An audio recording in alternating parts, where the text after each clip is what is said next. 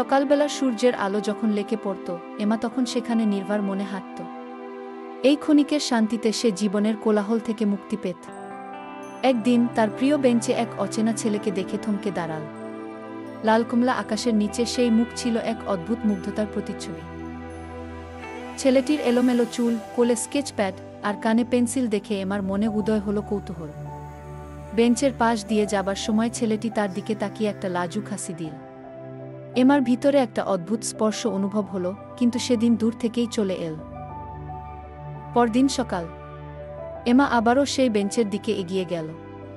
ছেলেটিকে দেখা মাত্র তার কাছে যেয়ে দাঁড়াল। আমি বসতে পারি? বলল। ছেলেটির উত্তর এটুকুই যে তার স্কেচ প্যাডের পাতায় একটা নতুন গল্প শুরু হয়েছে। সাথে কিছু কথোপকথন শুরু হলো। প্রকৃতির সৌন্দর্য আর নিজেদের জীবনের কাহিনী বিনিময়ে সম্পর্কটি এক নতুন মাত্রায় পৌঁছাল। প্রতিদিন এমা ও ছেলেটির মধ্যে এক নতুন বন্ধন তৈরি হতে লাগল। যেন লেকের নির্জনতায় প্রেমের ফুল ফুট। প্রেম বাঁধে বহির্জগৎ নয়, হৃদয়ের গভীরে। এমা ও ছেলেটির মতো আপনিও আপনার প্রিয় কাউকে খুঁজে নিন। হাত বাড়িয়ে দিন সেই নতুন গল্পের দিকে, যা আপনাকে এনে দেবে সুখ আর প্রেমের রঙিন পৃথিবীর স্বাদ।